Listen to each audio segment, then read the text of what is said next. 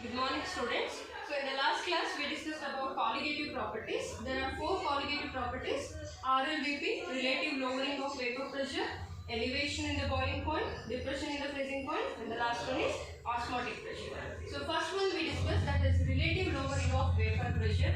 How the vapor pressure is going to decrease when compared to solution and solute. Okay. And next one is elevation in the boiling point. The term elevation refers to increasing. Okay. How the boiling point of solution increases when compared to solvent. So as I told you, here we are going to take purely the binary solution. That means only two components will be present, solute and solvent. So here we are discussing about the solute and solvent. Here the solvent is in liquid state, whereas solute is in solid state. That is non-volatile solute. Solute is a non-volatile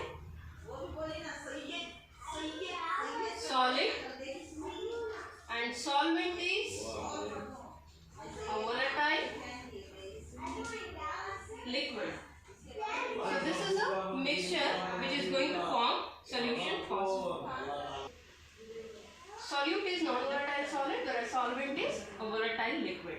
When it is in the pure form, say for example, its boiling point is x degree Celsius. Okay, the boiling point of only solvent is x degree Celsius. What happens when solvent is mixed with the solute? Non-volatile solid, when added to the solvent, what happens? The solvent layer will be like this, which is a volatile liquid.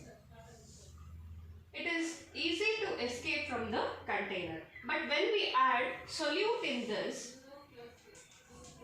it is going to trap the upper layer and it will disturb the escapism of the upper layer of the solvent. By that, the volatility is going to decrease due to the presence of non-volatile solid solute in the solvent. As a result, the boiling point of the solution, that is a mixture of solute and solvent, is going to be increases from x degree Celsius to y degree Celsius. This is the boiling point of solution and this is the boiling point of only solvent. So by this we can prove that when a non-volatile solid solute is added to the solvent, its boiling point is going to be rise. So that is called as elevation. So this creates the disturbance in the boiling point. When we add solute, the boiling point is going to rise. So let us see the derivation of this, that is elevation in the boiling point now. So the change in boiling point can be given as or can be denoted as delta TB. So here you can observe TB refers to boiling point temperature and delta refers to changing, how it is going to change from the solution to solvent or solvent to solution. Here compared to solvent, the solution's boiling point is going to be raised. Therefore delta TB is equal to TB minus T naught B. We can take it as TB minus T naught B, where TB is the boiling point temperature of solution which is greater than this, and T naught B is the boiling point temperature of a pure solvent without any presence of the solute. Okay, so the difference of this can be denoted as delta TB. You can remember here, delta TB is equal to TB minus T naught B. Now here it is experimentally proved that delta TB, that is change in boiling point temperature, is directly proportional to the molar concentration. You can observe here, this is small letter m, molar concentration. Okay, molar concentration, that is nothing but molarity. Already you have studied in this beginning of this chapter molarity. That is, molarity is nothing but number of moles of solute divided by mass of the solvent in kg. So this you have studied already. This small letter m refers to molar concentration, and experimentally it is proved that the change in temperature is directly proportional to molarity. So let us expand this molar concentration, and before going to expand, delta TB is equal to, when you remove the proportionality symbol, you will get Kb into m. What is this Kb? So Kb, you can say it is a proportionality constant or change in boiling point temperature constant, or we can also call it as ebullioscopic constant.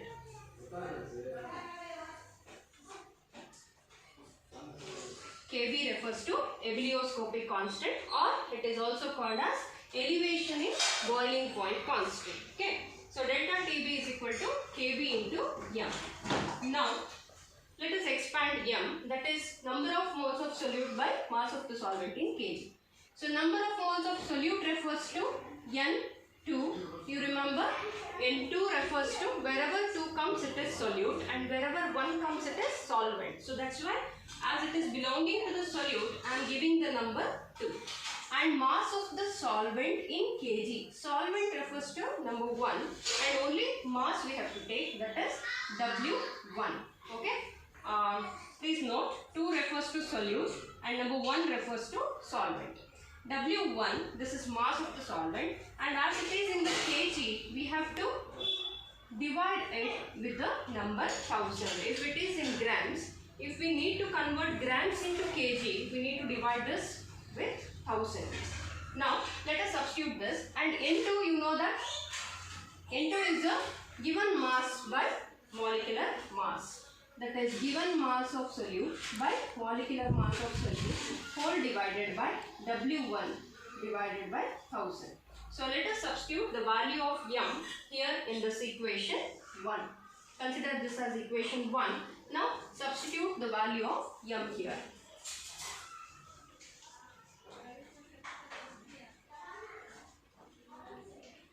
In equation 1. So we will get delta Tb is equal to Kb, that is ebullioscopic constant, into m refers to W2 divided by m2 and whole divided by W1 divided by 1000.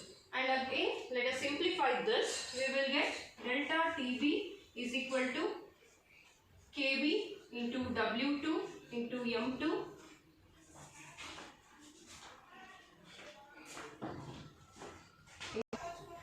delta Tb is equal to Kb into W2 into 1000 whole divided by W1 into M2. So this is the derivation of elevation in the boiling point, where delta Tb refers to the difference in the boiling point temperature of solution as well as solvent, that you can see here. Observe here how it is going to vary from a solution to solvent. And W2 is given mass of the solute, 1000 is because to convert grams into kg, W1 is given mass of solvent, and M2 is the molecular mass of solute. And in every case we need to calculate and we need to concentrate on the molecular mass of the solute. Usually the molecular mass of the solute will be asked to calculate. Therefore this has to be kept in the LHS side and remaining everything should be in the RHS side. So let us rearrange that. This equation can also be written as M2 is equal to Kb into W2 into 1000 divided by delta Tb into W1. Okay, so this is about the elevation in boiling point.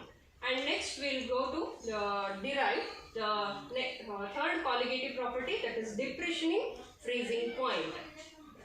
Similarly, see how the boiling point is going to rise from solvent to solution. Similarly, the freezing point also changes, and the word depression refers to decreasing. In case of boiling point, it is going to elevate, that means increase. Whereas in case of freezing point, it is going to decrease. So let us see how it is going to decrease. As the boiling point is related to the vapor pressure, it is going to increase. Whereas freezing point, it is directly related to the vapor pressure. Here there is no movement of the particles. The kinetic energy will be almost nil. The particles are going to freeze. So that's why it is going to decrease. So let us see that. If you have any doubts, you can ask me through the WhatsApp number. Okay, thank you.